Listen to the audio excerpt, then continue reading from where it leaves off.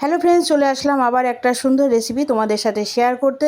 তো তোমরা কেমন আছো? আশা করি ভালো আছো।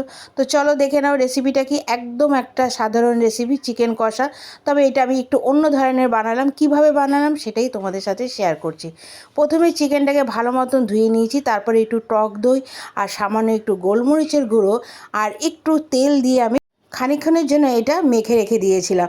আর অবশ্যই আমি এর মধ্যে সরষের তেলই দিয়েছিলাম। এবার অন্যদিকে আমি কয়েকটা আলু কেটে নিয়েছিলাম। সেটা তোমরা দিতেও পারো, নাও দিতে পারো। অবশ্য আমাদের চিকেনে একটু আলু দিলে ভালোই লাগে, তাই আমি আলু দিয়েছিলাম। তোমরা এটা না দিলেও পারো। এরপরে কড়াইতে তেল দিয়ে কিন্তু আমি আলুগুলো ভেজে তুলে নিয়েছিলাম।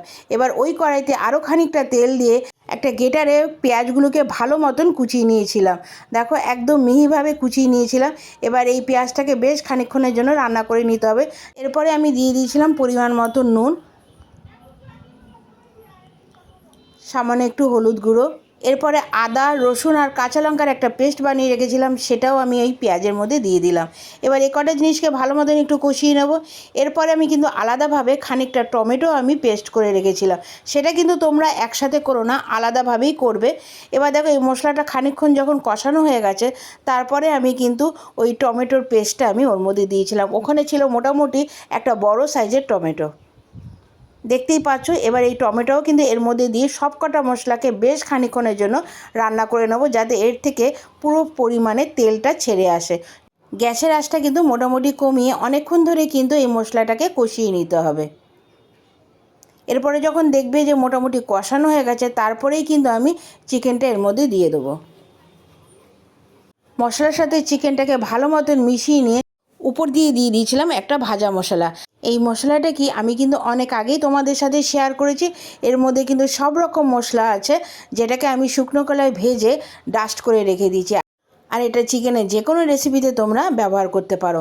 এরপরে যখন মোটামুটি চিকেনটা কষানো হয়ে গেছে, তার মধ্যে দিয়ে দিয়েছিলাম ভেজে রাখা আলুটা। এবার এর পরেও কিন্তু আমি 5-10 মিনিটের জন্য এটা রান্না করে নেব। তো রেসিপিটা কেমন লাগছে অবশ্যই কিন্তু আমাকে কমেন্টস করে জানাবে।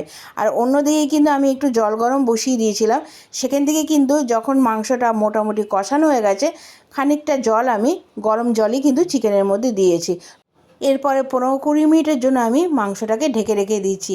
হ্যাঁ, নামানোর আগে কিন্তু একটু গরম মশলা অবশ্যই দিয়ে দেবে।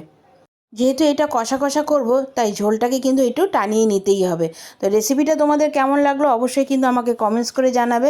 ভালো লাগলে কিন্তু একটা লাইক, কমেন্টস আর এটা আপনজনদের সাথে শেয়ার করে দিও। আর যদি তোমরা ফেসবুক থেকে দেখে থাকো অবশ্যই ফলো দিয়ে পাশে থেকো। আর যদি ইউটিউব থেকে দেখে থাকো তাহলে আমার চ্যানেলটা সাবস্ক্রাইব করে দিয়ে বেল বাটনটা টিপে দিও, যাতে এরকম রেসিপি যখনই শেয়ার করব তার নোটিফিকেশান সবার আগে তোমাদের কাছে পৌঁছে যায়। তাহলে আবার আসবো, এখনের জন্য টাটা।